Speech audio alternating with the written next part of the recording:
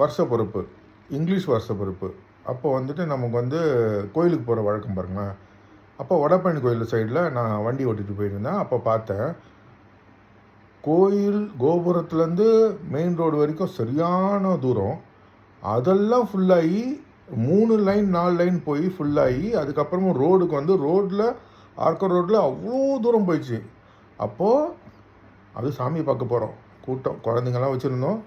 யாரும் கொடகடலாம் போய் பிடிக்கல. அப்படியே பிள்ளைய கூப்பிட்டு போய் சாமி பார்க்க போனாங்க. அது சாமி பார்க்க போனாங்க, ரைட். அது வந்துட்டு நமக்கு முக்கியம், ஓகே. அதே மாதிரி கிறிஸ்மஸ் டைமில் நான் என் பிள்ளைங்க எல்லாமே சர்ச்சாக ஒரு சர்ச்சாக போயிருந்தோம். அப்போ அங்கே வந்து பனி தான். அந்த நேரத்தில் ராத்திரியில் வந்துட்டு குழந்தைங்களெல்லாம் வச்சுக்கிட்டு சேர்லாம் போட்டிருந்தாங்க. அதில் உட்காந்துக்கிட்டு சாமி கும்பிட்டுட்டு இருந்தாங்க. அதுவும் முக்கியம்தான், சாமி பார்க்கணும் அந்த நேரத்தில், அது ஓகே.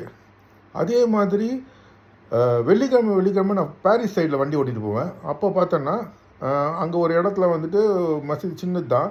அப்போ அதுலேருந்து வெளியில் வந்து ரோட்லலாம் வந்து சாமி கும்பிடுவாங்க. குழந்தைங்கள்லாம் வந்து தொழுகெல்லாம் நடக்கும். அப்போது அது ஓரளவுக்கு முக்கியம்தான், சாமி கும்பிடணும். கட்சி கூட்டத்துக்கு அதுக்கு இதுக்கெல்லாம் எதுக்குங்க குழந்த? எனக்கு தெரியல, எனக்கு ஒன்றும் புரியல. நீங்கள் போங்க, பெரியவங்க போங்க.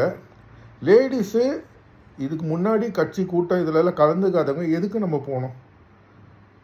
எப்படி இருந்தாலும் அவரோட ஃபோட்டோ, தலைவருங்களோட ஃபோட்டோ, வீடியோ இதெல்லாம் வந்து நம்ம டிவியில் வரப்போகுது, பார்த்துக்கலாம்.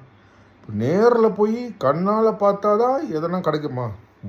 ஒன்றும் கிடைக்காது. உயிர் தான் போகும் மிச்சம், அவ்வளோதான். நமக்கு ஏதாவது வந்துட்டு கொஞ்சம் வீட்டில் இருக்க பெரியவங்க யோசனை பண்ணுங்கள்.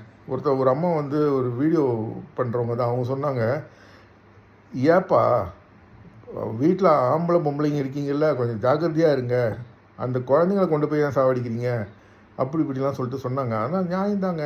ஒன்று ஒரு வீடியோ பார்க்குறேன், அதாவது கட்சிக்கு சம்மந்தம் இல்லாதவங்க, என்ன மாதிரி சம்மந்தம் இல்லாதவங்கலாம் பேசுகிறாங்க பார்த்தீங்களா, அந்த வீடியோவை பாருங்கள். எவ்வளோ உயிருங்க கிடைக்குமா? திரும்பி கிடைக்குமா? கஷ்டங்க.